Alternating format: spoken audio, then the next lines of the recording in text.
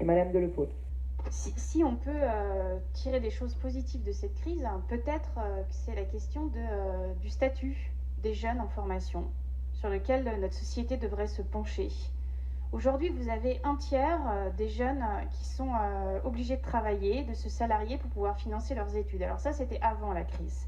La vraie difficulté, c'est que ces jeunes qui menaient une double activité, faire des études et une activité salariée, souvent sur des boulots d'ailleurs qui étaient assez compliqués à combiner avec leurs études, avaient des taux de réussite d'ailleurs dans leurs études universitaires qui étaient moins bons que les autres. Donc il y avait une inégalité. Aujourd'hui, ces petits boulots n'existent même plus.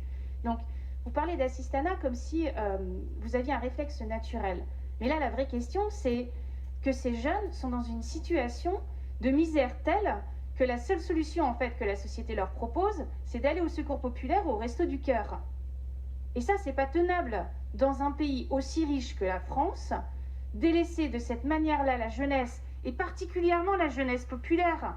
Voilà, parce que c'est la jeunesse qui ne peut pas se reposer sur les familles et sur l'aide financière parentale.